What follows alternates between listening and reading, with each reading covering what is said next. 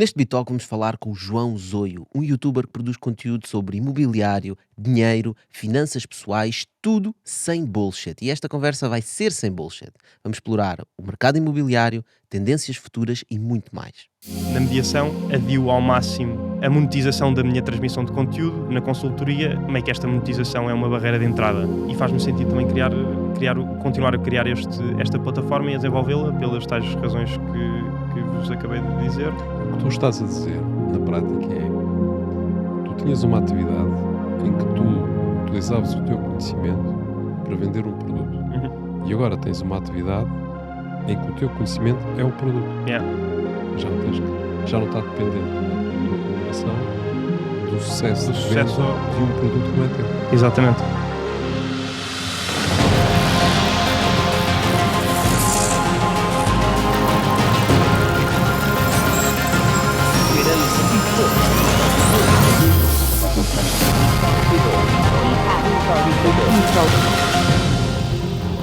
Então, João, olha, bem-vindo.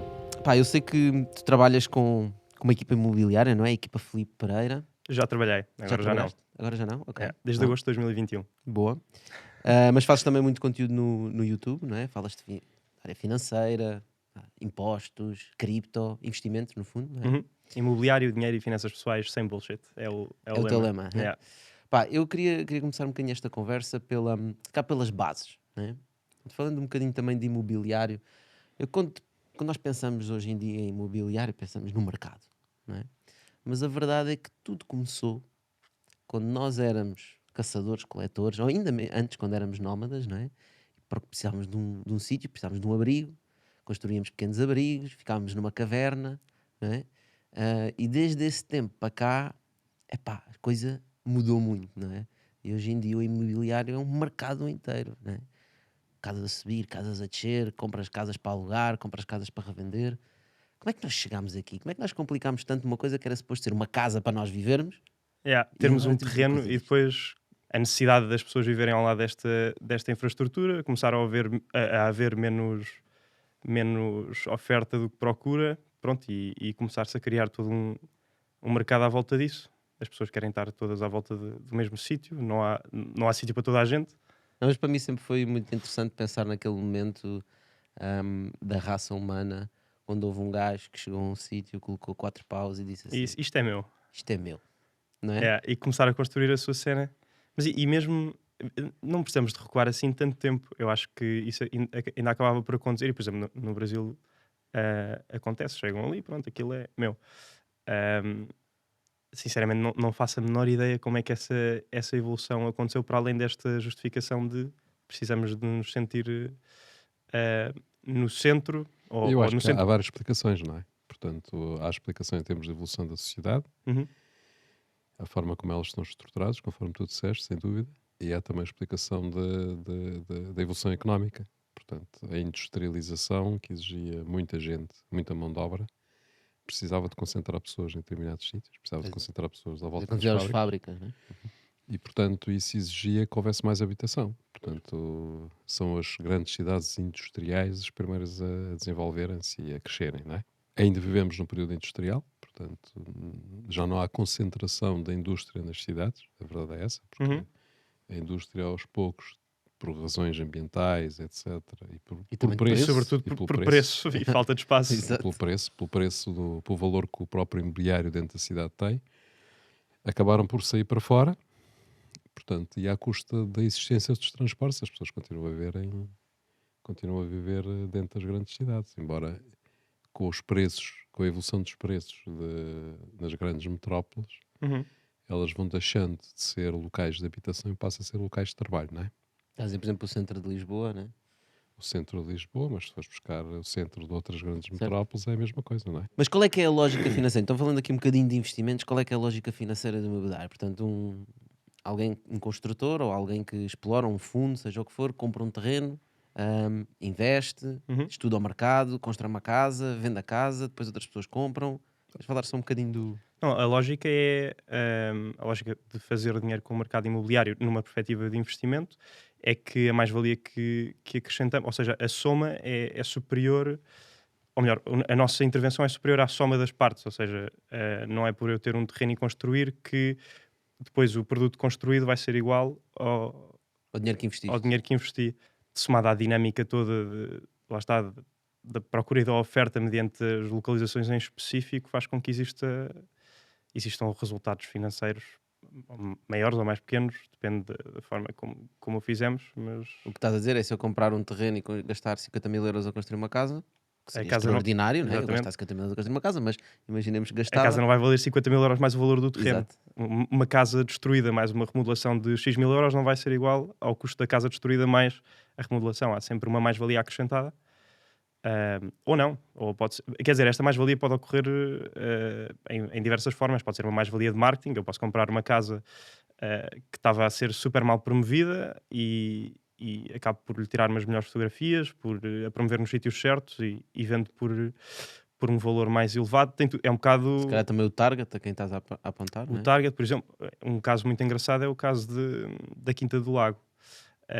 Aquilo eram lotes que no início estavam a ser vendidos por já não sei exatamente, mas imaginemos que 50, 60, 70 mil euros o pedaço de terreno, e aquilo durante anos esteve sem ninguém a querer comprar uma coisa daquelas. E é então que o dono daquilo decide: ok, vamos reposicionar isto, e em vez de 50 mil euros vamos fazer com que cada um destes lotes custe, imaginemos, 10 vezes mais. E aquilo rapidamente num ano foi tudo. Lá está, mudou o target.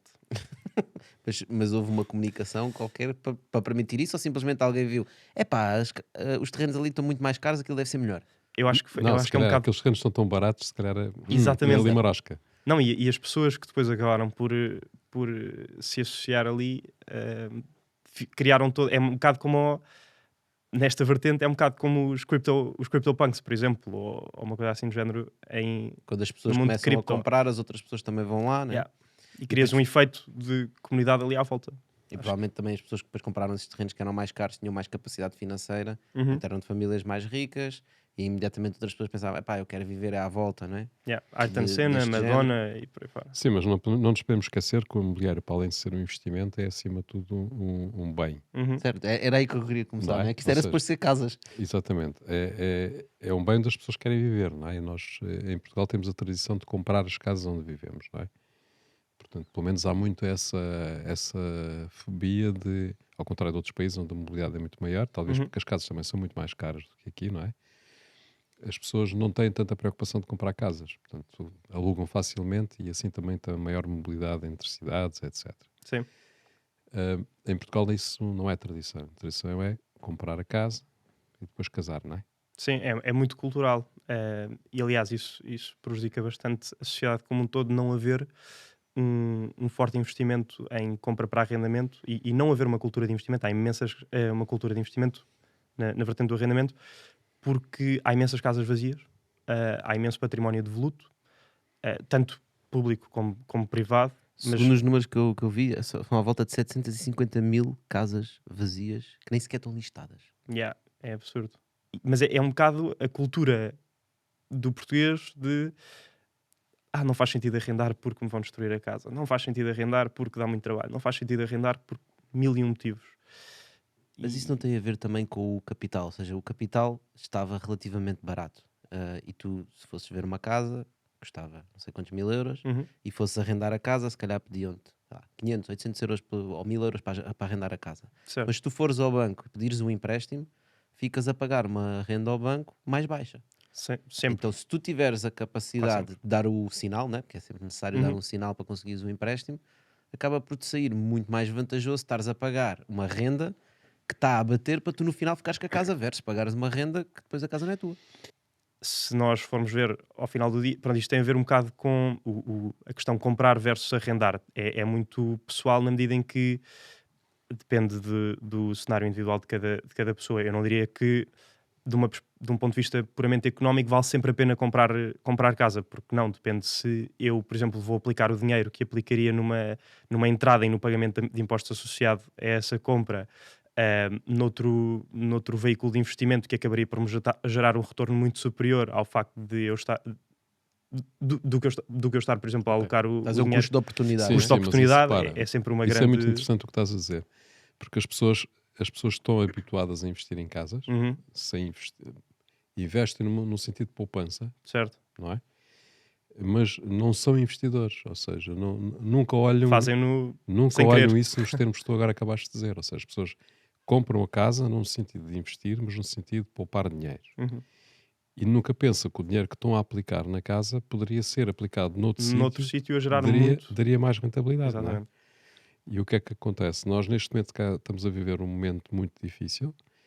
Portanto, aqueles que não querem comprar casa maior já pararam, e os que ainda não sabem que não vão poder pagar a casa, ainda não sabem que não vão poder pagar a casa. O pagamento do empréstimo é composto de juros e de amortização de capital. E se formos ver no longo prazo, E por a exemplo, a amortização- 40 anos, quase pagamos 2 vezes. Claro, Pagamos uma casa 2 vezes. não é? É impressionante.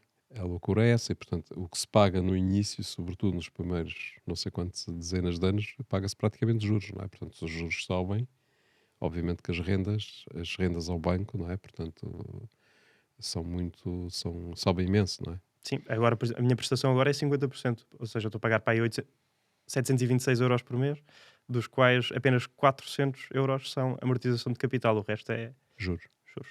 Ou seja, 400 euros é para pagar aquele dinheiro que tu pediste emprestado e o resto é simplesmente o banco a Yeah. a Mas não ganhar. só essa absurdidade, ou seja, isto às vezes tem muita piada ler coisas na internet de, sei lá, malta que foi ver umas notícias e agora deposita os seus thoughts no Instagram ou no LinkedIn e começam a lutar por uma causa sem perceberem absolutamente nada do enquadramento, mas as atribuições de culpa normalmente vai para os estrangeiros, vai para uma data de entidades completamente alheias àquele que é o problema central.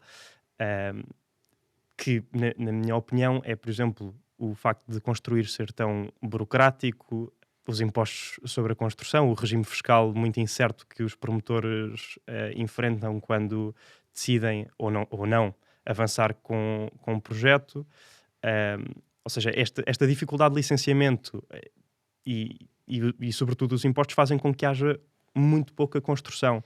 Construiu-se nos últimos 20 anos, segundo um estudo da JLL, se não me engano, 1% entre 1% e 5% do parque habitacional português. Em 2017, a compra de casas por estrangeiros representava 25% das compras.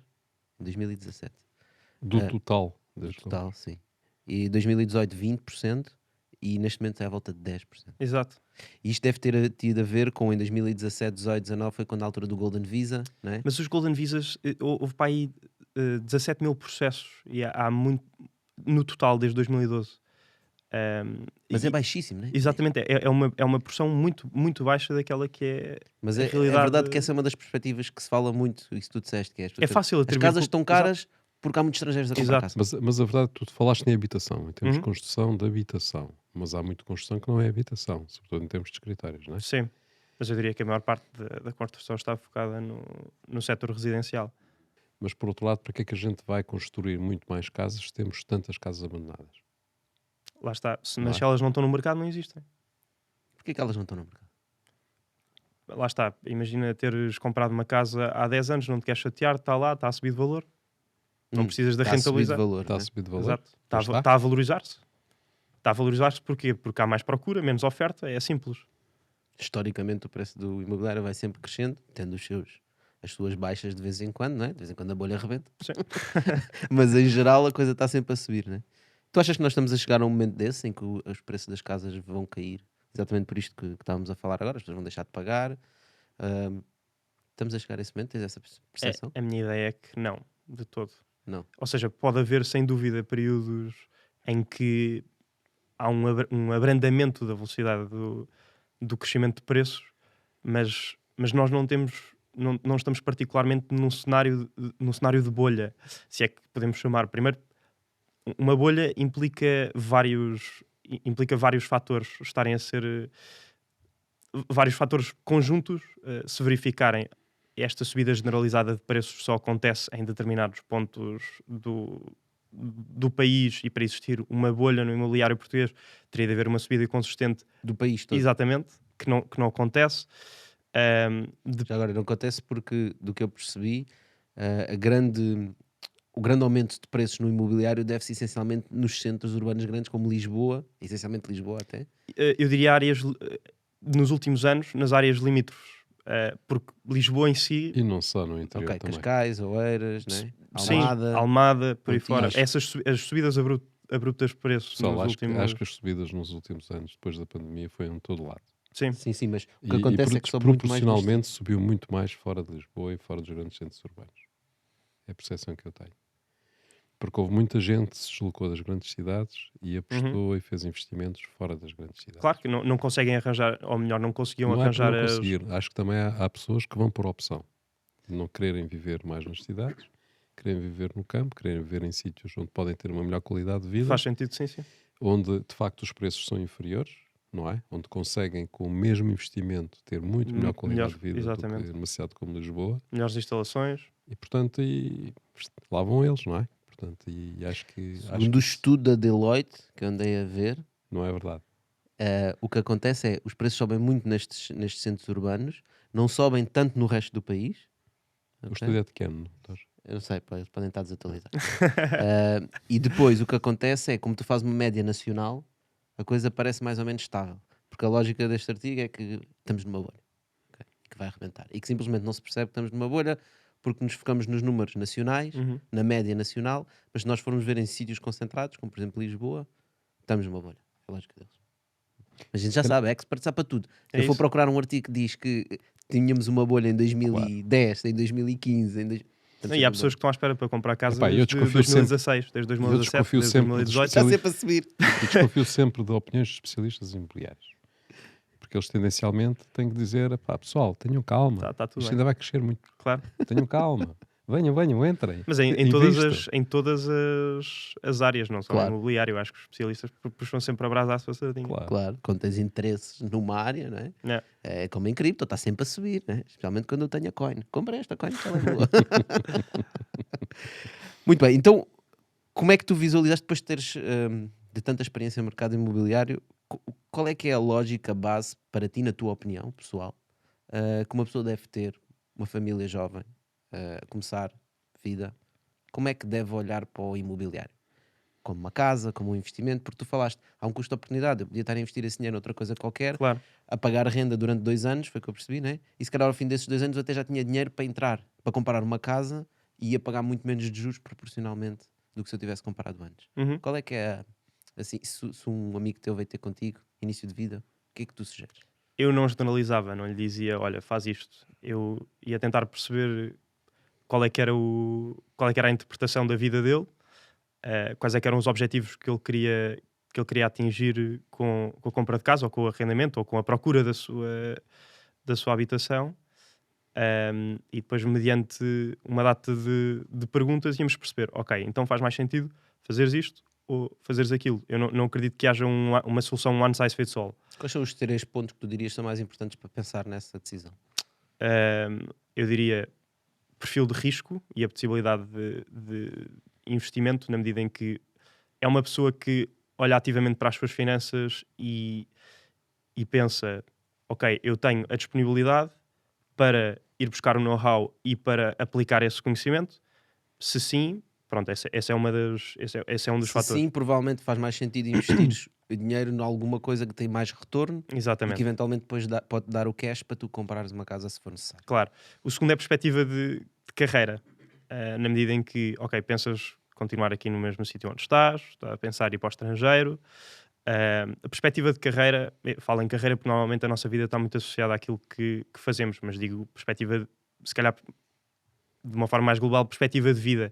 Onde é que eu me tenciono encontrar daqui a 2, 4, 6 anos? Sim, acho que esse fator é o mais importante, não é? Sim, isso também é bastante... Se estamos a falar de uma pessoa jovem, não é? Que está ainda no início, diremos assim, da sua vida e das opções que ainda pode tomar, e muitas coisas vão mudar na vida dele. Se calhar a melhor opção é mesmo não comprar casa, não é? Porque ele, mesmo que tenha a intenção de ficar aqui, amanhã se calhar não está aqui e tem um desafio, o pai vai para o Porto, não está em Lisboa. Claro. Ou se está no Porto vai para Lisboa, ou vai para Amsterdão, ou vai para Londres, ou seja, para onde for. Mas mesmo se for esse o sentido, pode haver uma razão estratégica para querer comprar. Ou seja, tu podes dizer, eu agora estou no centro de Lisboa, imaginemos. e tenho a minha vida aqui e quero estar aqui. Se calhar daqui a 4 ou 5 anos não vou estar. Mas se eu tiver uma casa no centro de Lisboa e comprar essa casa, depois quando eu não estiver aqui, eu posso arrendar a casa. Se tiveres disponibilidade, mas estás no Luxemburgo, não tens ninguém, podes entregar a casa a uma empresa de property management, sim, mas é algo que queres fazer, é algo com o qual queres lidar, estás preocupadinho com o teu trabalho lá no Luxemburgo ou na Suíça Ou na China. ou na China e não queres ter trabalho nenhum, nem queres ter preocupação nenhuma. Faz-te sentido ter ali ou faz-te sentido investir no Luxemburgo? A questão é que tu estás a colocar uma data de hipóteses, mas a pessoa não sabe responder isso porque não sabe quais vão ser as oportunidades que vão surgir. Pois, claro. Não é?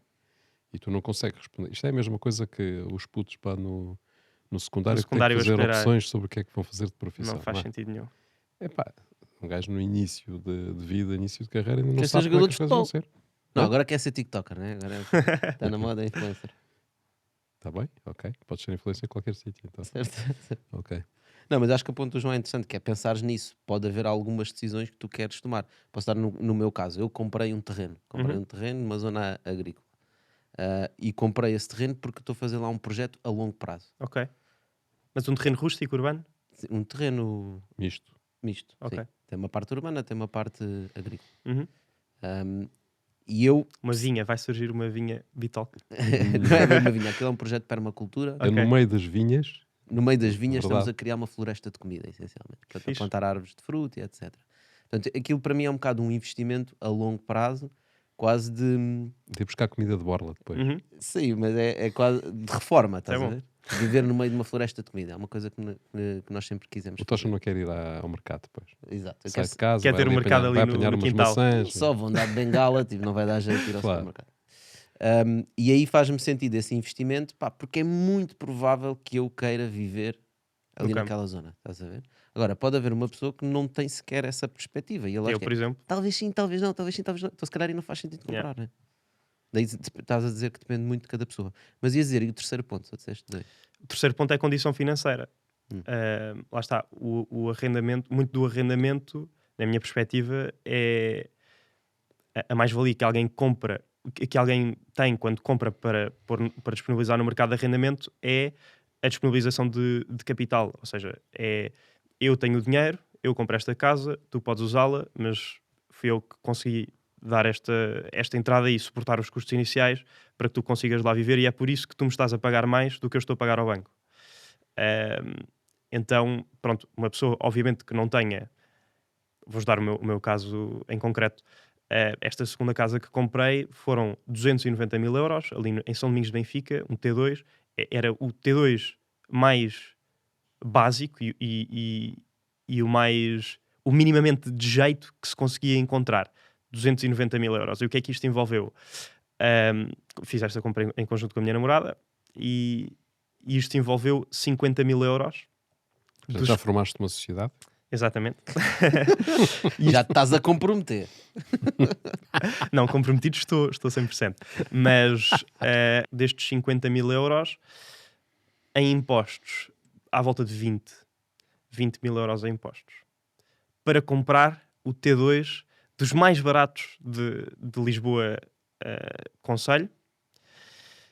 E os outros pronto, 30 e o mil euros minimamente... foi um sinal para um Sim, empréstimo. entre o sinal, portanto, os 10% E as despesas? que tiveste, e as não? despesas, os encargos bancários e com a escritura, mas sim. Portanto, 30 mil euros ou 20 mil euros em impostos para comprar uma casa. Parece-me... Pois, discute-se muito em termos políticos do como incentivar os jovens a comprar casa. Está aqui um excelente exemplo, não é? Sim. Portanto, vocês tiveram Agora, de onde é que um despender jovem... 50 mil euros, dos quais 60% foi para pagar impostos. Exatamente, 40%. Sim. 40%. 40%. Agora, onde é que um Sim. jovem entre os 20 e os mesmo 35 anos, e já estamos a incluir 35 anos na juventude, não é que não sejam, mas... Claro que é. 30, são os novos 20. Exato. Onde é que se consegue ter uma taxa de poupança, especialmente com os salários portugueses, que nos permita ter 25 mil euros cada? Só em trabalhos muito específicos, em É preciso ter skills. Só quem andou a vender casas. Exato. Exato. Ou os influencers, não é? E eu diria que já, se calhar, muitas pessoas estarem a ouvir diziam e já encontraram um T2 a 290 A mil 290 mil euros com 75 metros quadrados, minimamente bem composto, também foi um struggle. O que é que falta em Portugal para nós resolvermos esse problema? Ok, temos a questão dos impostos, né? Uhum. Pronto, vamos discutir, o Estado precisa de impostos para fazer as coisas que tem que fazer. Mas será só isso? Será só os impostos? Não só, repara, tu tens problemas culturais complexos. Porquê é que nós temos 700 mil casas devolutas? Por várias razões, certamente, não é? Sim. Há pessoas que não querem reconstruí-las porque não têm dinheiro, claramente, porque herdaram, ou porque compraram porque sim e depois achavam que podiam especular com aquilo, mas depois afinal não deu. Há muitas delas que estão devolutas por desentendimentos de famílias, por causa de heranças, não é? E portanto isso é um fator difícil de ultrapassar, mas é um facto. Sim. E não Nós há nenhum temos- incentivo para que eles se decidam. Nós não é? temos bem experiência das heranças no Exatamente. projeto da Silveira, né? E cada vez mais vai ficando mais. Ao longo do tempo, cada vez se divide mais. Ou Exato. seja, agora são Pronto, mas dois herdeiros, depois 10, depois Há 50. aqui- 16, Exato. 30. Há aqui um pensamento que é pernicioso, que é, epá, não há um incentivo para se livrarem daquilo, não é? Porque eles têm um imóvel, pagam uma pechincha de imposto. O imóvel está a cair aos bocados e vai-se degradando. O que passa a ter valor é o lugar e não propriamente o imóvel. Não, e até se conseguirem entender, isso vale mas muito. mas há de haver sempre um que diz eu não quero vender, Claro. não é? Portanto, e havendo um que não quer vender, os outros também não podem vender. Não e podem. a lei não permite ultrapassar isto. Isso entra naquela tua teoria dos resíduos civilizacionais, né? Eu tenho uma teoria dos resíduos civilizacionais, que é tudo o que é abandono Resíduos deixado pelo homem civilizacionais. em termos de construção. E tu tens imensas coisas desse nível. Não é só casas, é também ao nível, não é só casas, é também ao nível de infraestruturas industriais abandonadas. Portanto, eu penso que a única forma, eu acho que há muita gente que não vai gostar de ouvir o que eu vou dizer, não é? Mas a única forma de lidar com isso é as câmaras terem poder para dizer, meus amigos, tens X tempo para reconstruir ou vender. Por exemplo, eu acho Não. que há de haver mais Pass- soluções se forem pensadas, pass- só que nem sequer são equacionadas. Lá está, não há. Passado isso, a Câmara põe aquilo em asta pública, vende, com o compromisso de quem compra tem X anos para reconstruir, não é? Pega nesse dinheiro e dá aos herdeiros. Sim, mas antes de sequer irem à Obriga a propriedade vender. privada, façam isso com Com as coisas do os, Estado. os bens do Estado. Sim, não é? sim. Do Estado, de empresas. Pá, tu tens... Aí é para testar um modelo. Podem começar já com os deles para testarem um Exato. modelo e depois podem passar Depois para logo as se outras vê. pessoas. Pá, tu tens mesmo fora de Lisboa, tens vilas, tens aldeias, vilas, cidades, onde tu tens áreas industriais, antigas áreas industriais, aquilo que eu chamo os resíduos civilizacionais, áreas industriais que estão ao abandono no meio das cidades, em áreas que podiam ser áreas habitacionais, ou podiam ser parques, ou podiam ser zonas de lazer, ou podiam ser zonas de inovação, ou seja aquilo que for, não é? E que estão simplesmente ali. E não acontece nada com aquilo. Portanto, acho que a única forma é poder haver, porque já se falou, e acho que se aumentaram impostos de coisas que estivessem abandonadas, não é? Mas Mas isso depois também há muitas formas de contornar isso. Por exemplo, ligas uma torneira e já não está abandonado. Ah, é? Yeah. Como é que é isso? Liga a torneira, estou Ligas a a contar torneira água. do teu prédio devoluto, pronto, e já não está devoluto. Eu uso isto de vez em quando. Exato. Vou lá fazer piqueniques. Yeah. Sim, mas mesmo assim há muitos que não sequer... É que há imóveis que as pessoas nem sabem que têm, não é? Sim, Não vão lá há anos. Já nem se lembram bem onde é que é. Imagino eu. não veio valor nenhum deles. então, se falarmos em termos de terrenos agrícolas ou florestais, é uma Mas loucura. nos terrenos agrícolas já existe uma. Não sei exatamente qual é que é o nome, mas para impedir haver terrenos de 1 metro quadrado e de 50 centímetros quadrados, já não se pode. Quando existe a questão das heranças, já não se pode dividir Certo, é verdade. infinitesimamente. Sim, isso já há muito tempo. Yeah. Mas isso não resolve nada. Não resolve nada. Sim, mas Porque, nas repara, casas, por exemplo, isso não acontece. que Daqui a uns acontece- anos vamos ter 500 herdeiros para lidar com o processo. o que acontece em áreas rurais é que os herdeiros não sabem onde é que estão as coisas. Pois. Sim, não estão marcadas, né? Não sabem. Não estão marcados, não sabem. Não, mas, e a Câmara também não sabe. Não conhecem os marcos, não sabem onde é que estão Ninguém sabe. as confrontações, não sabem.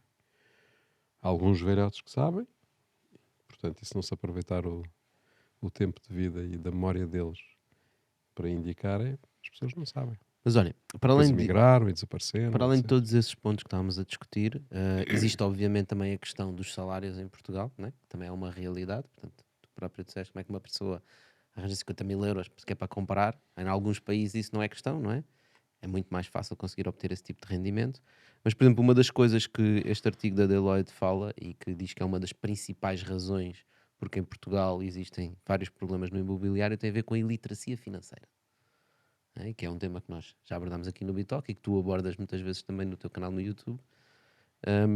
E que é um problema gravíssimo porque as pessoas não pensam, não sabem, não têm cultura de lidar com dinheiro. Uma das coisas mais chocantes que aconteceu há pouco tempo relativamente a isso, à falta de cultura e de literacia financeira, tive uma visita lá em casa para comprar uma potencial compradora e ela disse-me uma coisa que eu fiquei tipo, como assim? Como assim isto não se aprende na escola? E depois refleti, pois realmente, se eu não tivesse o mesmo contacto que tenho com o mercado e com a banca, por exemplo, eu também não saberia isto, que é... ela vira-se e diz: mas vocês não têm um empréstimo, certo? É que se tiverem empréstimo eu não compro. Eu tipo, calma, não estou bem a perceber o que é que ela me está a dizer. Portanto, ela estava a considerar que se alguém tiver um financiamento e se ela comprar uma casa de alguém que tem um financiamento, Ela fica a pagar. ela fica a pagar, ela fica compra a casa e compra o financiamento. Ou seja, ela fica a pagar o meu crédito. Como assim? A tua dívida. Exato, a minha dívida. Como assim? Pois é, pessoal, não é só na área financeira que existe iliteracia em Portugal, existe também na área dos negócios. E é por isso que nós fazemos o Bitalk e é por isso que te peço que partilhes este episódio com alguém que tu conheças que precisa de ouvir isso. O que é que uma pessoa deve fazer? Nem estou a falar em termos de país, mas pessoalmente, para saber estas coisas. Por exemplo, estava a ver um dos vídeos que tu tinhas no teu canal, estavas a falar sobre impostos. Uhum. E realmente dizes uma coisa, acho que era logo no início do vídeo, e tu dizes: sim, porque eu estudei não sei quantos anos e nunca na minha vida, na escola, me disseram o que é o IRS, o que é o IVA, né? Todos aqueles impostos que nós pagamos, ninguém fala disso. Como é que as pessoas descobrem isso? Vivendo. Né? Portanto, um dia chegas ao supermercado, quando já tens idade para comprar coisas, compras alguma coisa e está lá escrito IVA 23%. E não só estás. Um dia o teu pai diz assim: então, já fizeste o IRS? Exato. Já entregaste o IRS? O quê? Entregar o quê? Depois na compra do primeiro Já me carro, aconteceu ISV. É verdade, já me aconteceu também.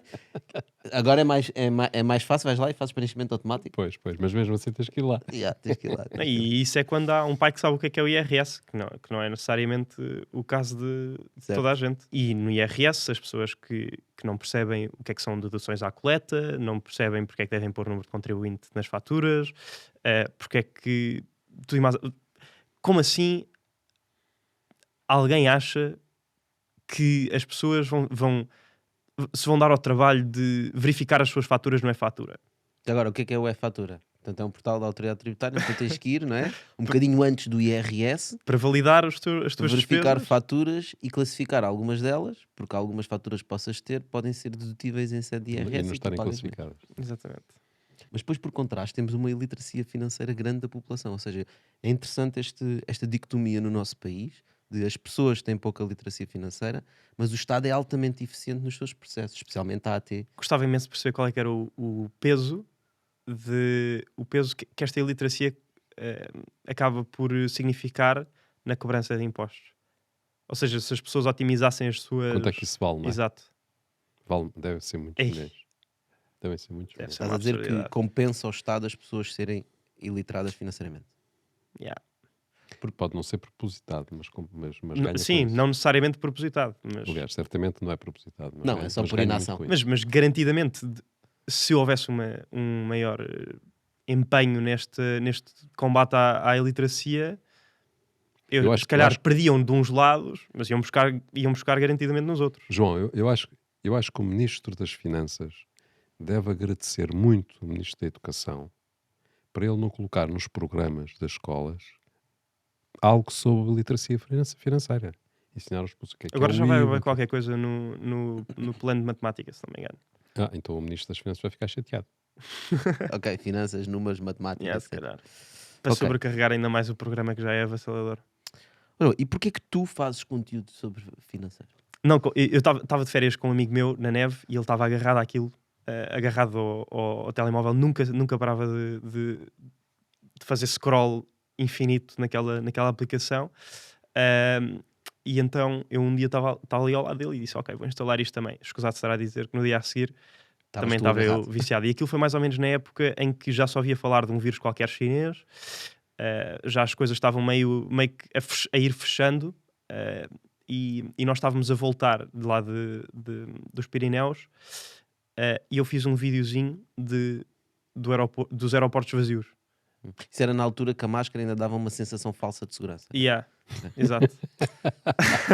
E esse vídeo teve 10 mil visualizações no TikTok. E eu pensei, uau, ok. E estamos a falar da perspectiva eu tinha uma conta no Instagram com 600 seguidores e tinha 50 gostos por foto. Pronto. Yeah.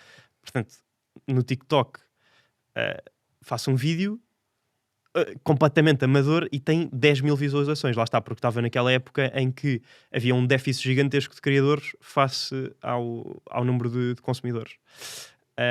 E então... Que, by the way, não mudou assim tanto. Ainda hoje em dia o alcance do TikTok comparado com o Sim, Instagram quer dizer, ordens de agora os magnitude Reels superior. também te dão muito... Conseguem dar mais ou menos o mesmo grau de Que é um exposição. TikTok dentro Sim, do um Instagram. TikTok. Yeah. Mas pronto, foi por aí. Quando tive sorte também que nessa altura em que estava a voltar na equipa imobiliária estávamos a acompanhar dois processos de arrendamento de altíssimo valor, ou seja, estávamos a visitar casas na ordem dos 2 milhões de euros ali na Baixa, na Avenida da Liberdade. Ou seja, conteúdo altamente TikTokable. Conteúdo altamente TikTokable. Fiz um vídeo de uma vista num terraço de uma penthouse da Avenida da Liberdade. Foi o meu primeiro vídeo assim sobre imobiliário, 350 mil visualizações. E eu fiquei, ok, isto tem aqui qualquer coisa que pode ser explorada. Inicialmente tinha alguma vergonha de estar eu na câmara, então fazia estes vídeos das casas e tinham tipo milhares de visualizações. E depois pensei, ok, eu gostava de começar a transmitir aqui alguma informação útil para além do giro de mostrar as casas e dar ir mostrando aquilo que foi mais ou menos o meu percurso e o conhecimento que fui adquirindo ao João de 16 anos que não fazia a menor ideia de como é que as coisas funcionavam e que começou a trabalhar a bater portas para nós porque não havia literalmente outra opção disponível, ou pelo menos que ele soubesse. E que pagou uma multa da Segurança Social e que não sabia como abrir atividade e que, pronto, Aquelas coisas que deviam ser básicas. exatamente, e que não são. E depois, pronto, cresci essa rede durante um ano, mais ou menos, com altos e baixos. Houve uma altura ali no início em que consistentemente publicava um vídeo por dia no TikTok. Isto foi mais ou menos quando não havia nada para fazer na mediação imobiliária, naquele período em que estava tudo fechado, não se podia fazer escrituras, não se podia sair de casa quase. Então, já que estou a fazer isto, gostava também de conseguir monetizar a minha presença aqui. E então é daí que surge também a minha passagem para o YouTube, pela conjugação destes dois fatores, que é a questão da lealdade da audiência e explorar longer form content. A lealdade tem muito a ver que as pessoas estão ali a ver vídeos curtos Yeah. e é muito raro carregarem no perfil para sequer irem ver o que é que aquela página publica. Exatamente. E há uma probabilidade relativamente pequena de alguém se identificar contigo em tão pouco tempo. Uhum. Pronto, no YouTube exploras curioso. mais... É curioso o que estás a contar, porque mostra claramente que hoje em dia o canal forma o conteúdo, não é? Sim. E não o contrário. Ou seja, há um incentivo muito forte para a criação de conteúdo, para ter exposição, não é? Yeah. Sim. E o TikTok explora isso muito bem. Porque Lá está, o João sentiu a necessidade de sair daquela plataforma Porque porque tu não ganhas. Dá sucesso rápido, em termos de visualizações, Não, é ótimo para alavancar inicialmente depois- um crescimento de personal brand, mas depois mas conseguiste, para a solidificar, conseguiste capitalizar isso no YouTube? muito pouco. Mas o suficiente. Porquê? Eu fiz um primeiro vídeo no YouTube que foi como ganhei os primeiros 1000 euros aos 16 anos, uma coisa assim do género. E Foi a vender telecomunicações da nós, já sabemos. foi exatamente, eu explorei essa vertente da nós, depois comprei um telemóvel em Andorra e vendi-o cá em Portugal. E depois a terceira foi um estágio que fiz numa empresa têxtil. Pronto, foi Cuidado, esse. que a AT já estava a ouvir este podcast, estamos a falar sobre ele. Já prescreveu. Compraste um telemóvel em Andorra, de certeza que não foi declarado. Exato. Mas depois fiz um pequeno call to action no TikTok para este primeiro vídeo no YouTube. Pronto, a dizer, olha, falo mais in depth sobre este tema nesta plataforma.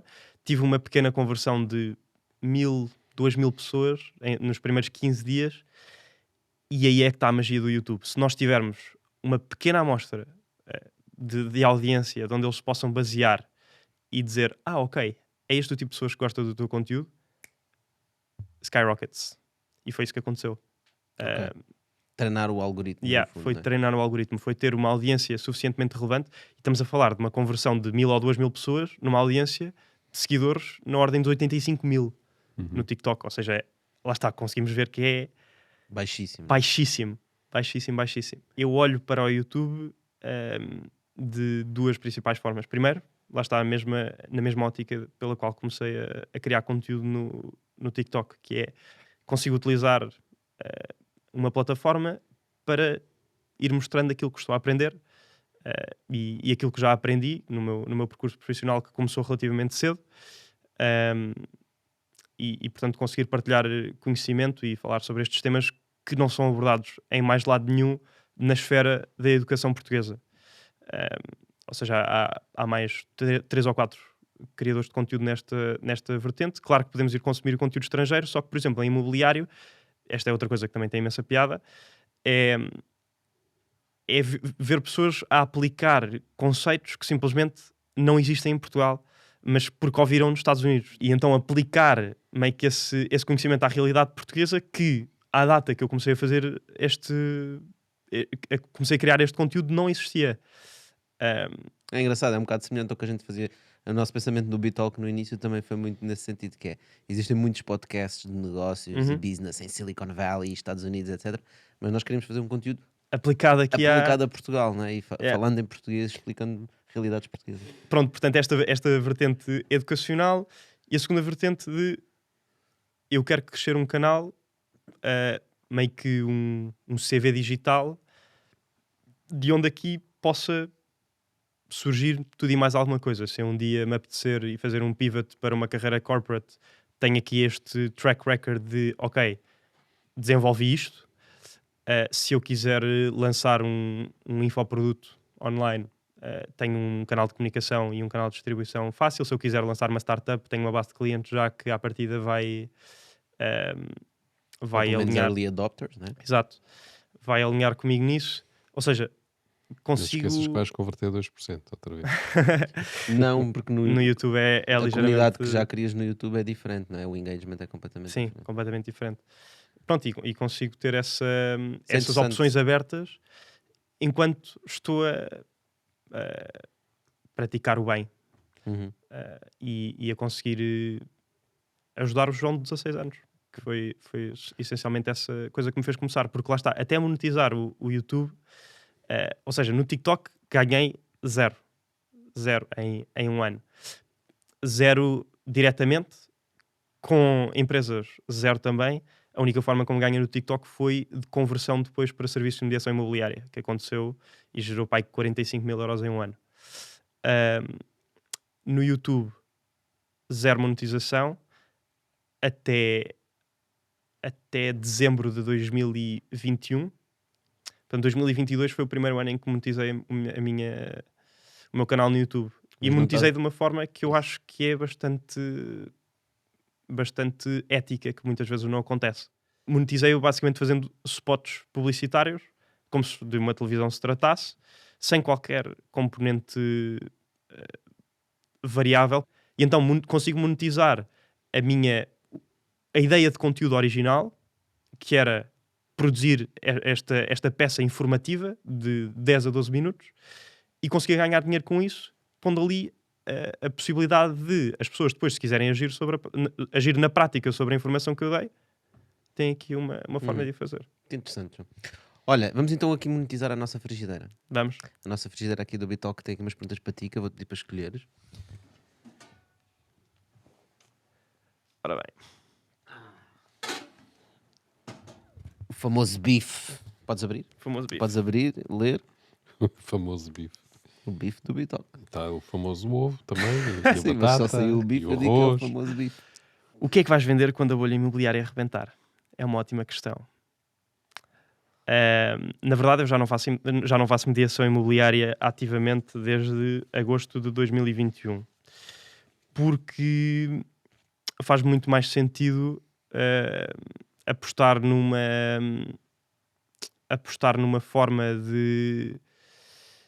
forma mais escalável de dedicar o meu tempo. Na mediação imobiliária estou envolvido num processo. Mas a fazer, por exemplo, consultoria imobiliária, ou seja, é uma ótica diferente na medida em que não estou diretamente envolvido numa transação, estou envolvido num conceito inicial, Uma estratégia. é muito mais escalável porque consigo estar a atender mais clientes, consigo estar em qualquer lado a atender estes clientes do Porto, clientes do Algarve, e isso é o que eu faço maioritariamente agora, é consultoria, e depois também mudar a dinâmica da relação, lá está, na mediação, eu adio ao máximo a monetização da minha transmissão de conteúdo. Na consultoria meio que esta monetização é uma barreira de entrada e faz-me sentido também continuar a criar esta plataforma e a desenvolvê-la pelas tais razões que vos acabei de dizer. Por acaso acho muito, muito interessante. O que tu estás a dizer, na prática, é tu tinhas uma atividade em que tu utilizavas o teu conhecimento para vender um produto. Uhum. E agora tens uma atividade em que o teu conhecimento é o produto. Yeah. E já não está dependente a tua remuneração do sucesso de sucesso venda de um produto que não é teu. Exatamente. E com esta, nós terminamos aqui o nosso Bitalk. João, obrigado por teres Foi um vindo. gosto, muito obrigado pelo Foi um convite. excelente resumo, porque eu acho que foi um punchline perfeito para terminar aqui respondendo à pergunta da nossa querida frigideira. Já sabem, pessoal, nós estamos de volta no próximo episódio. Podem nos encontrar nas plataformas do quê? Estamos também no YouTube, onde vamos continuar esta conversa. João, muito obrigado. Obrigadíssimo. Obrigado a todos. Obrigado, João. Dano. Vamos continuar, nice. Pois, basicamente nós paramos o episódio que é para eles trocarem as bobines que nós temos ali de filme, né? Que a gente ainda grava com aquela, tu viste as câmaras, nós ainda usamos aquelas de manivela. Yeah. Mas pronto, continuamos aqui no YouTube, nossa extended version, que nós no canal que é, pá, temos um limite. Não, a verdade mesmo é que nós temos câmaras de manivela. Ok. Eu estou aqui. Mas olha, agarrando então, portanto, disso que estávamos a falar, desse teu resumo perfeito, tu sentiste que podias fazer isso a partir do momento em que conseguiste o know-how, não é? Uhum. Conseguiste o know-how de estares no terreno e agora vais poder ajudar os outros que estão no terreno. É isso. Primeiro trabalhei 2 anos em mediação imobiliária. Antes desses 2 anos de mediação imobiliária, tive 2 anos a fazer vendas porta a porta. Telecomunicações, diferente. Telecomunicações, completamente Eu diferente. acho que foi mais do que isso. Foi a partir do momento que o João começou a transmitir conteúdo às pessoas e ver que as pessoas interessavam-se por esse conteúdo, não é? Que ele percebeu que tinha um produto, que o produto era ele, era o conhecimento dele. E resolveu monetizar isso. Pode ser o trigger. Mas E- primeiro foi preciso adquirir o Claro, conhecimento. Mas há muita Uma coisa gente que o Alex Hormozy diz, Alex Hormozy, uma pessoa incrível, by the way, que se quiserem seguir, o melhor youtuber de business in general, Alex Hormozy, que acho é mesmo incrível. E ele diz uma coisa que é: you first do shit and then you talk about it. True. Sim, mas a verdade é que muito pouca gente fala sobre isso. Sim. Há muita gente que tem bom conhecimento, são pessoas que têm muito conhecimento, muito know-how, Não há partilha. E Há continuam uma cultura dentro de... dos processos, estás a ver? Uhum. E não sabem partilhar com os outros. Às vezes Não é sabem ou porque não querem. Há quem não queira, mas também a maior parte não sabe. Há quem não queira, há quem não sabe e há quem não tenha tempo porque não considera isso uma prioridade versus o que está a fazer. Yeah. Categorizava assim mais ou menos nessas três. Porque é preciso dedicar tempo, não é? E todos nós os três estamos aqui, sabemos, para produzir conteúdo, tu tens que dedicar tempo, não é? Estamos agora aqui sentados, todos, não Devíamos estar a não estamos a fazer... trabalhar. Exatamente. Estamos a trabalhar, mas num trabalho diferente, digamos assim, não é? Quem é que são as pessoas que procuram essa consultoria? Essencialmente tem um perfil muito... por acaso tem um perfil muito semelhante.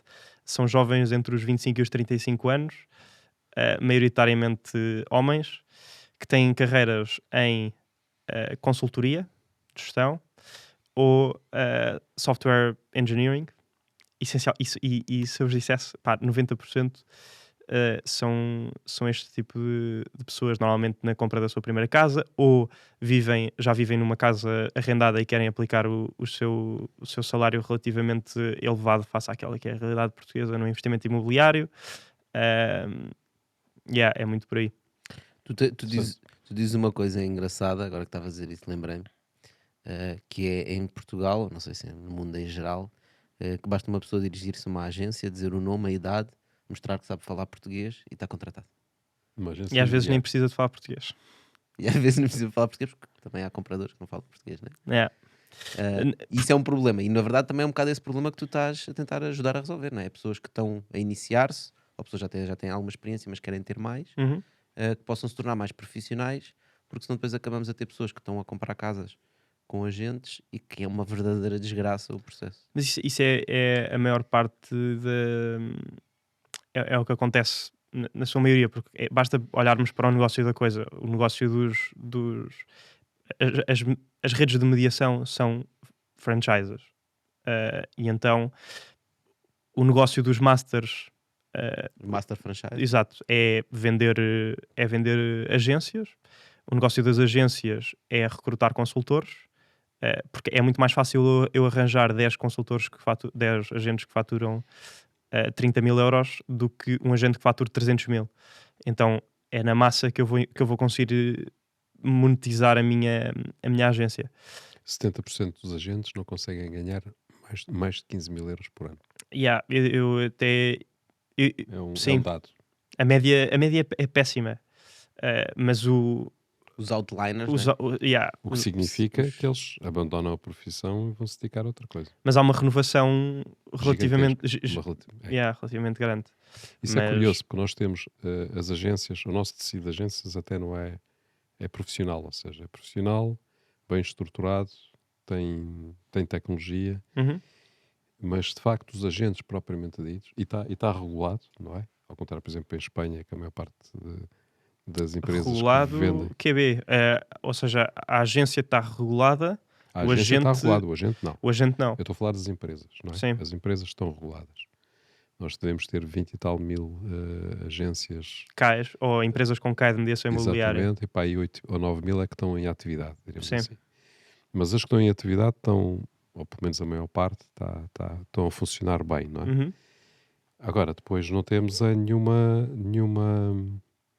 não há um processo de certificação de entrada na profissão. Não há um processo de certificação, não há... Porque um recrutador de uma agência não quer impor uma barreira de entrada a uma profissão que, na sua grande maioria, não é... Depende de comissões. Não sendo, exatamente, depende de comissões, e não sendo remunerada de forma fixa, não há downside nenhum para o dono da agência em ter lá mais uma pessoa, porque no mínimo vende uma casa à prima. É um bocado esta... No máximo, queres dizer? Sim, no máximo. Sim. Exato. Neste caso é o máximo. E vendendo uma casa à prima gera uma comissão que compensa já o esforço investido no recrutamento. Na perspectiva dele é no mínimo. Já percebi. É isso. Exato. E daí tu estás a dizer que é muito fácil alguém tornar... É um bocado como na altura das telecomunicações. Não é muito fácil, não há sequer um grau de dificuldade. Mas há muitas coisas que funcionam assim. São as telecomunicações também. É exatamente o que acontecia Eram os seguros, antigamente, não é? Quando um gajo ia vender seguros, vendia à família toda, vendia aos amigos e depois já não conseguia vender mais, não é? Profissões eu diria, pouco qualificadas e que depois imputam o esforço e a dedicação 100% ao agente, e o esforço e a dedicação em trabalhar, em se formar, em se tornar uma mais-valia para um cliente, para que depois ele próprio possa ter melhores resultados financeiros da atividade que está a praticar. Mas atenção, há ótimos agentes. Eu conheço vários que são ótimos profissionais. Yeah. São as pessoas que dedicaram tempo à sua formação, são as pessoas que já estão no mercado há anos, são as pessoas que no fundo investiram em se tornar mais valias para um cliente que, apesar de agora cada vez mais as agências imobiliárias investirem na formação dos seus agentes, as agências que têm dinheiro, porque também não é lá está, desses tais 23 mil CAEs, a grande maioria também não tem dinheiro do ponto de vista da empresa. Portanto, como é que sequer vão pagar para a formação dos seus comerciais? Mas as verdadeiramente boas investem bastante na formação dos seus agentes. Só que depois tem de haver um passo extra do ponto de vista do agente em ir proativamente cada vez mais buscar mais informação e estar mais atualizado e estar mais informado. Claro. E pronto, isso dá trabalho. Uhum. Dá muito trabalho. Sim. Esta tua história se o historial das operações levadas a cabo por cirurgiões fosse tão catastrófico como o historial de processos geridos por mediadores imobiliários, era melhor optar por operar-te a ti próprio. Esta é muito boa. Eu disse em algum lado, por acaso. Disseste isso. Disse? É, nós apanhamos tudo no Bitop. Uau. Olha, e diz-me uma coisa, para onde é que isto vai? Como é que tu vês o futuro do mercado imobiliário, oportunidades, qual é a lógica disto? Onde é que o pessoal deve investir? Dicas para o pessoal que... Não tanto investir não, porque this is not financial advice. Mas claramente, cada vez mais a tecnologia está a entrar pelo mercado adentro, não é? Cada vez se utiliza mais tecnologia. Nós próprios temos uma empresa que é a Reatio, que faz exatamente isso, dá mais dados aos agentes imobiliários. Está integrada no Maxwork da Remax. Exato. E portanto, cada vez há mais tecnologia. Aliás, algumas das coisas que tu estavas a dizer até sabes por causa da Reatio, não é? Por causa de dados que nós temos de todo o mercado. E cada vez vai entrar mais tecnologia, eventualmente há devido à inteligência artificial. Até que ponto é que os agentes imobiliários não é como as oficinas e vão desaparecer? Basta olharmos para o mercado dos Estados Unidos. Há um Zillow que tem literalmente tudo, ou seja, ao ponto de estarmos num Google Maps, fazermos zoom na casa e vermos lá o valor de mercado da propriedade. Mas isso na plataforma da Zillow? Na plataforma da Zillow. Okay. Yeah. Vais à Zillow, metes San Diego, fazes zoom nas casas e aquilo por plot de terreno tem o valor de mercado da casa. Como é que o Google ainda não comprou isso para integrar no Google Maps? Acho que a maior parte das pessoas não está à procura desse tipo de informação. Mas e depois clicas nessa caixa que tem o valor da casa e diz-te quando é que ela esteve no mercado, por quanto é que foi vendida, quantas vezes é que foi vendida, quem é que é... E o que eles fizeram lá foi todo este processo de digitalização e de dar mais transparência ao mercado imobiliário, e não foi por isso que substituíram a atividade de mediação, complementaram-na e deram mais ferramentas aos agentes para que eles sucedessem. E eu acho que o caminho é um bocado por aí, porque há sempre um toque humano envolvido num processo... Me parece-me que tu estás a ter conversa de agente imobiliário. Eu não sou agente imobiliário. Eu sei, mas conheces bem o meio, etc. Sim. Porque era a mesma lógica... Como ele disse em tempos, como vendedor de casas. Era a mesma lógica, ou é a mesma lógica ainda, de vender carros, não é? Eu conheço muitas pessoas que não querem falar com nenhum vendedor de carros. A gente vai online, procura o melhor carro, Depende do segmento. vês reviews, vais lá, experimentas o carro e compras. E com as casas vai acontecer a mesma coisa. Para que é que eu preciso de alguém? Eu acho que esta atividade que o João está a ter pode ser um indicador daquilo que pode ser das coisas que estão para ver. Que é as coisas irem mais no sentido das pessoas se aconselharem, terem alguém que os vai ajudar a encontrar a casa que eles precisam. Com a iliteracia financeira de que acabámos de falar, como é que as pessoas vão tomar uma decisão 100% sozinhas? ChatGPT. Certo. Tipo mais 1 igual a 3. Exato. Não sei se já viram esse Já esse vi, tipo já. de... O mais um igual a 2. Não, é 3. Exato. Peço desculpa, então é 3. É 3, exato. Pronto, acho que é um bocado... Tá bem, mas estamos nas infâncias. Não foi Sem bem dúvida. assim. Não foi bem assim. Ele disse. Ele Ele disse reconheceu que a número. mulher é que Não, disse. my O wife outro says that. insistiu que a mulher é que disse que era. Não, para quem não conhece, é uma conversa com o chat GPT. Ele pergunta quanto é que é um mais um, o chat responde Não é 2. um mais um. Por acaso era. É 7 mais... Não. O resultado era 7. O resultado era 7. Era tipo 3 mais 4. Ok, 3 mais Exato. 4. Mas não, a minha mulher diz que Diz é que é 8. 8. O chat GPT pede desculpa e diz: ok, então a tua mulher tem razão. Se a tua mulher. Se a tua Se a tua mulher diz... A minha mulher tem sempre razão. Bom, peço Exatamente. desculpa. Mas Se isso a é tua mulher as disse, infâncias. porque é verdade. Eu percebo o que estás a dizer numa questão de concierge, né? Mas a partir do momento em que nós temos os dados todos e está tudo digitalizado e tens um Zillow e ele consegue meter uma inteligência artificial em cima daquilo que faz-te perguntas, consoante aquilo que tu respondes, vai-te sugerir as melhores coisas. Mas isso de um ponto de vista puramente racional e puramente numérico.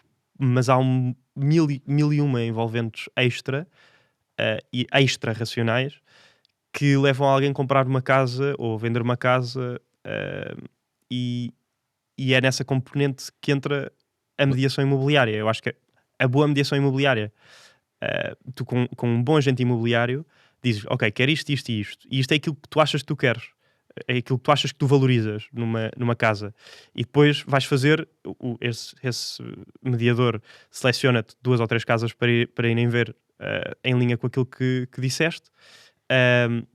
Fazem essas visitas e tu ficas assim um bocado... Pois, eu na verdade pensava que queria isto, mas afinal não. E o gajo olha para ti, vê mais ou menos como é que tu reagiste à coisa e diz, já sei o que é que tu queres. João, mas aí tu E isto é com muito... Mas estás a ser contraditório com aquilo que tu disseste há bocado, que é a própria impreparação dos agentes imobiliários em geral. Os bons agentes imobiliários. Portanto, uma aplicação de inteligência artificial, como deve ser, consegue fazer muito melhor do que eles. Consegue fazer melhor que 90% do mercado de agentes que 90%, existe sim. e Exatamente. fica a nata dos 10% que são realmente extraordinários. Mas isso já acontece. Ele ou vai-te seja, dizer, olha, tu queres escola por perto, queres isto, queres aquilo, e ele vai dizer, olha, então aconselho-te esta casa, aconselho-te aquela, e pá. E ainda por cima, é um tipo imparcial, porque não recebe comissões. Não, vai receber de certeza. de alguma Tá forma bem, vai mas receber. não é a inteligência que recebe comissões. Já falámos aqui uma vez, eu já disse que eu acho que as inteligências artificiais no futuro vão ter uma carteira própria Pronto, ok. e vão receber dinheiro. Faz Mas sentido. pronto. Faz Mas sentido. alguém há de receber, não é? Alguém programou a inteligência artificial e há de receber uma comissão. Inclusive a visitar a casa, depois metes uns óculos de realidade virtual. Isso é um ponto muito engraçado também que as pessoas normalmente falam quando pronto, nesta nova onda de Web3 e do metaverso. Só que eu trabalhei numa agência na Remax Prestige que investiu em 2020, por causa da pandemia, na mais avançada tecnologia de Visitas de virtuais. visitas de casas. virtuais, do género. Havia literalmente uma sala com os óculos, os manipulos todos, estava preparadíssimo para alguém entrar lá e ver todas as casas e mais algumas feitas com câmaras última geração, visitas caríssimas de fazer. E não venderam nada. Não. Não, ninguém usou. Não. Não é venderam nada, é ninguém usou. Os agentes imobiliários estavam lá todos a jogar Mario Kart. Não, mas esta informação era transmitida proativamente aos clientes. Tipo, pode vir cá à agência, visitamos 3 ou 4 aqui virtualmente com os óculos, ou podemos, isto em tempos de Covid em que supostamente não se podia sair à rua não quase. quiseram ir à agência. Exato. Não há escadas. Não, nós preferimos visitar a casa. Quem é que não prefere visitar a casa? Toda a gente prefere visitar a casa. Ninguém toma decisões com base numa visita virtual. Por mais completa que seja, quer sempre ir fazer aquele check-in loco. Final. Dar um toquezinho na parede. Mas o gajo pode Exato, estar... cheirar. Escuta, mas o gajo pode estar nos Estados Unidos a comprar uma casa em Lisboa. Ok, mas qual é a porcentagem de mercado que isso representa? Pois, é pouco. Por enquanto é. Por enquanto, podes estar em Lisboa e queres comprar uma casa em Marte. Exato. Um dia Não desses? vais lá. Hã? Não vais lá, sim, com facilidade.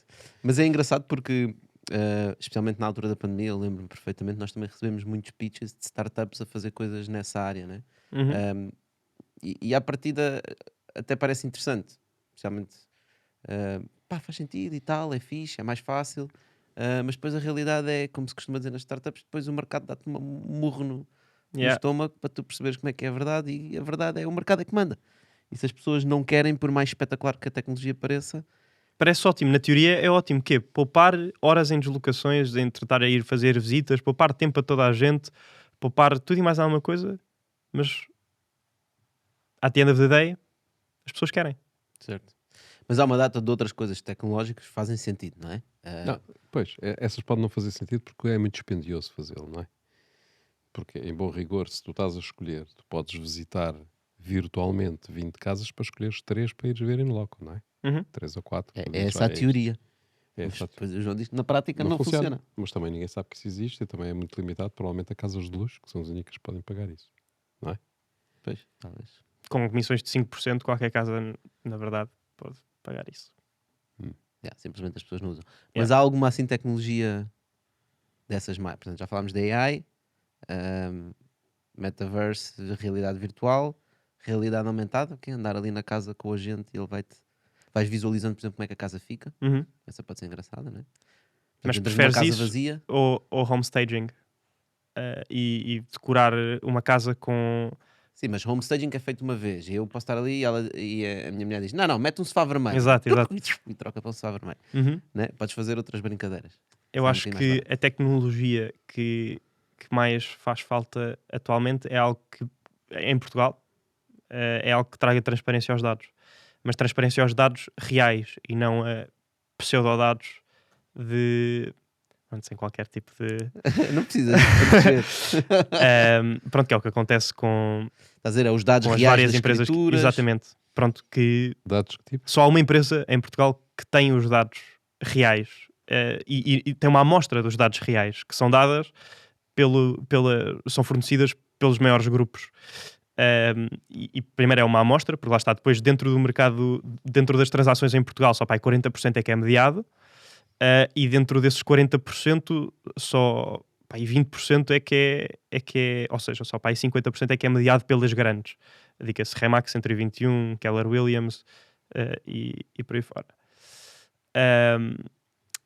E então não há dados reais do mercado acessíveis ao público, como Estás há a falar sobre transações reais. transações, sim, reais. Valores de escritura. Ou seja, claro que eu vou ao idealista, eles lá têm o seu algoritmo e dizem que com base numa taxa de desconto de X, os valores reais deverão andar por aqui. Mas pronto, entre o deverão andar e o andam, há aqui um espectro bastante grande, porque é muito variável mediante 1001 fatores. Desde... É tão simples como de um lado da rua para o outro lado da rua, na prática, isto pode parecer que as casas vão ter o mesmo valor, por exemplo, no parâmetro de localização, mas do outro lado da rua temos uma autoestrada, deste lado da rua temos campo. E então só isso faz diferir. Pronto, e é impossível, sem eu saber os dados reais daquela rua versus os desta rua, ou melhor, os daquele lado da rua versus os deste lado da rua, como só dados reais permitem fazer. Mas isso é utópico. Eu não vou digo que é explicar. utópico, o Zillow acontece. Escuta, mas é utópico no seguinte Porque- sentido. e porque É porque eles não estão à venda na mesma altura. Uhum. Tu estás a falar disso, isso funciona se estamos a falar de uma cidade ou de uma rua que está toda à venda, ou tem uma grande, ou tem um número significativo de casas à venda. Sim, podes ter uma Mas como rua eles- que não tem nenhuma casa à venda, né? Pode ter uma hoje e outra daqui a 3 meses. E não vais Sim, comparar mas os valores de venda. se houve não é? uma transação em março e uma transação em junho, julho, ou seja, há um meio termo entre isto que estamos aqui a... Sim, mas a vais ter falar. vais ter a mesma um intervalo de valores. Porque tu sabes perfeitamente que casas iguais, no mesmo prédio, com a mesma vista, são vendidas por valores diferentes. Sim, Porque as pessoas têm sensibilidades diferentes, quer na venda, quer na compra. não é? claro. Portanto, acaba por ser um bocado... Nem isso te vai dar esses dados que tu precisas. Porque acaba por ser à mesma um intervalo. Sim. Diz, ok, a casa vale entre X e X. É uma perspectiva que faz sentido. Não é? Sim. Então podemos forçar as pessoas a Porque é vender. muito subjetivo. Todas as transações são subjetivas.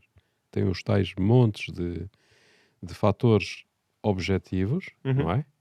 mas também tem uma data de fatores subjetivos, a pressa que tem em vender, Exatamente. o Acabei de me divorciar, preciso vender a casa. Claro que vou vender a casa mais barato do que a pessoa em O que é si. engraçado. fazer por- mau negócio, fazer bom Yeah. negócio. Eu estava a pensar, outra coisa onde isso acontece é mesmo, por exemplo, quando tu vendes um carro, né? Um carro em segunda mão, vais vender o carro, também é altamente subjetivo. Pá, preciso vender o carro rápido, Uhum. ou estou à espera, mas já não acontece nas marcas.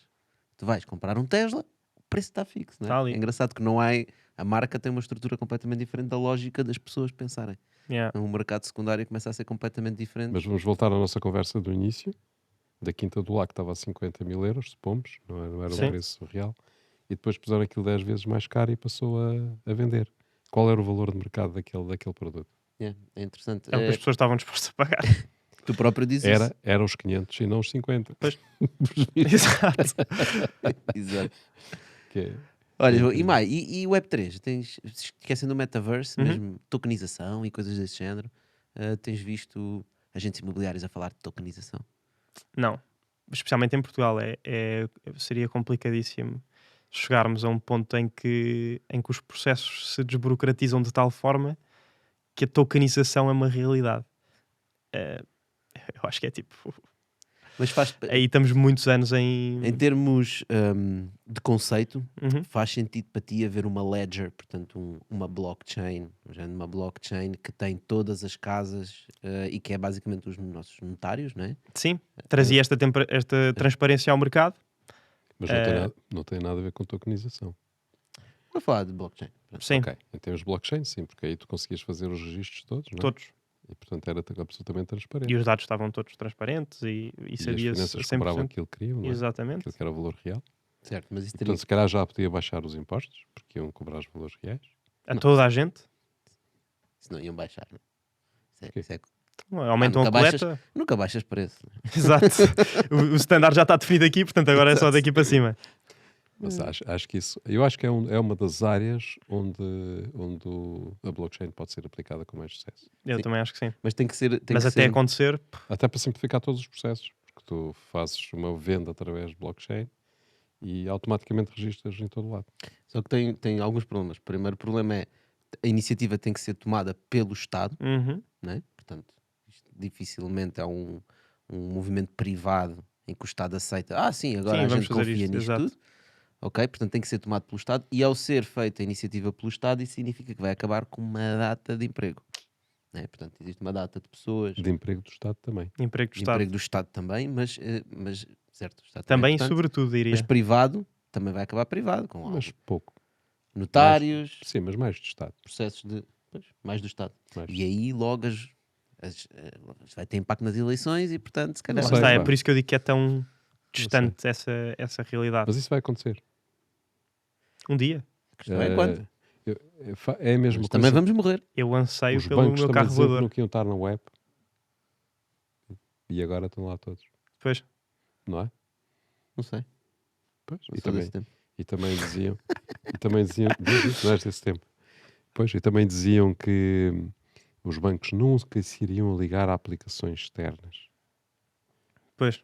E agora ligam-se a tudo A que todas. é, a tudo que é possível imaginar, até porque são obrigados a fazê-lo. Yeah. Hoje são obrigados a fazê-lo. Não é? Certo.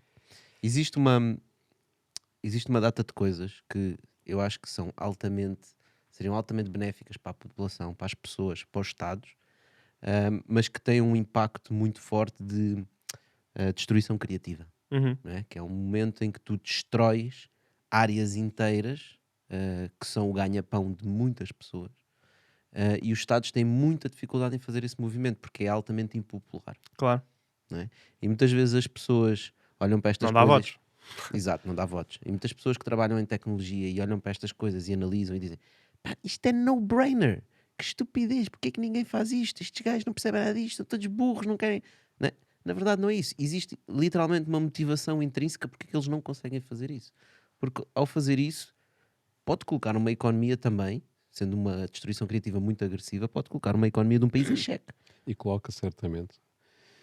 Porque tu tens sempre um período, quando estás num processo de destruição criativa, tens um período de transição. Transição entre aquilo que era e aquilo que vai ser.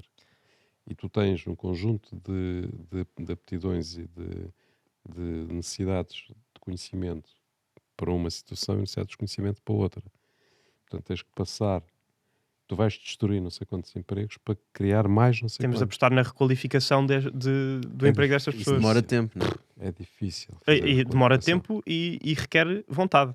Sim, estamos a falar de requalificação Das se calhar de pessoas. Das que não pessoas. querem ter essa requalificação, exatamente. Ou que não conseguem tê-la, não é? Se estamos a falar em termos de literacia que estamos a falar, imagina agora pôr a lidar depois com blockchain, não é? Portanto, isso requer tempo, que é substituição de pessoas. Uhum. Estamos a falar de gerações. Mudança geracional completa, não é? E nesse processo não há nenhum político que sobreviva em termos eleitorais, porque eles vivem com ciclos de 4 anos. Portanto, uma coisa dessas não dura menos de 4 anos. Portanto, é impossível. Xi E tem de haver iniciar um o alinhamento, processo. tem de haver um alinhamento contínuo de Exceto o Xi Jinping e o Putin. esses. Exato. Sim, menos aqueles que estão lá eternamente. Coreia do Norte. Yeah. É sempre a vida toda. Esse vive mais que o país. Ou um Papa também podia fazer essas coisas. Não é?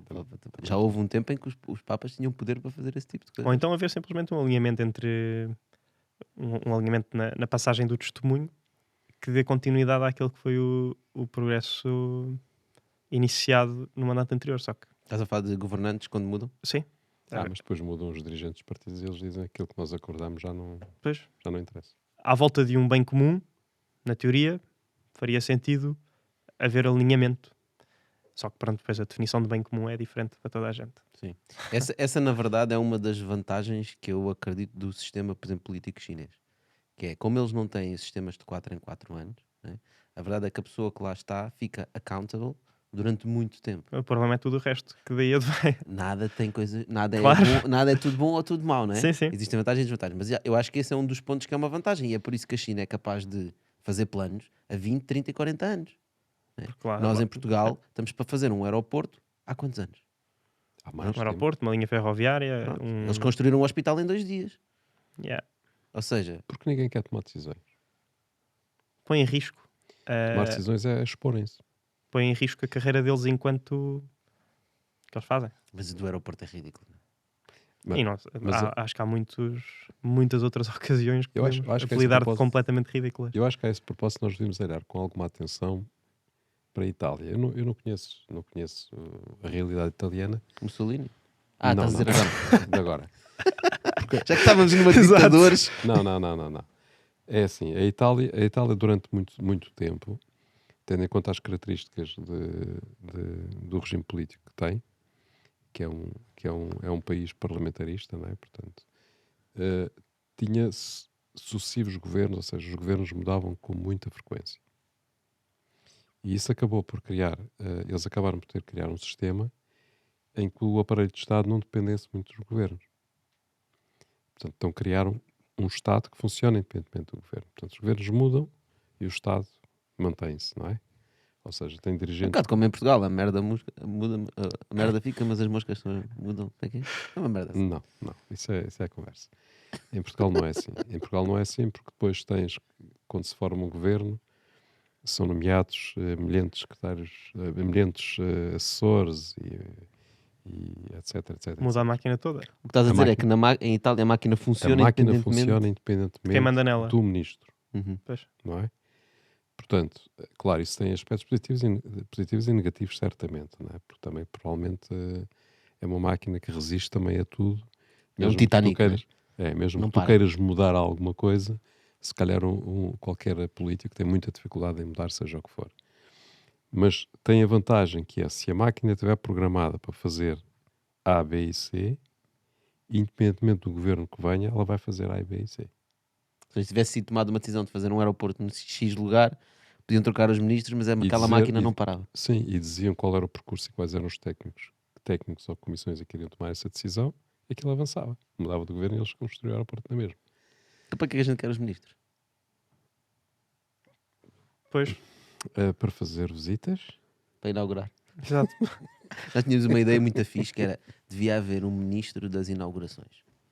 Que é, para os ministros não terem que parar de trabalhar, António Costa devia arranjar um ministro que é o das inaugurações. Exato, alguém que Sempre faz... que há inaugurações é Vai aquele lá. ministro que vai. Estás a ver? Os outros todos podem trabalhar. Escutam de andar aí a inaugurar A dar escolas voltinhas. e coisinhas.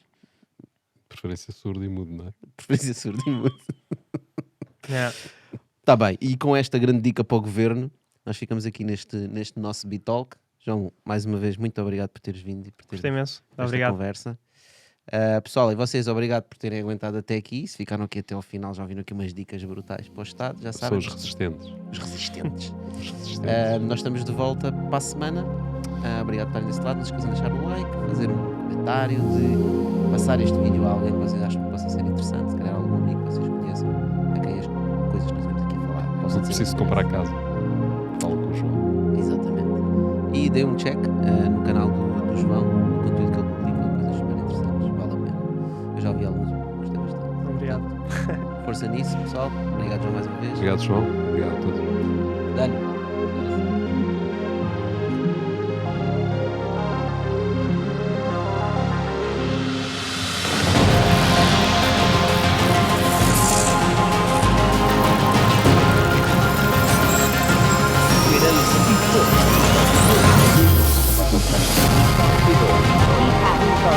Intro.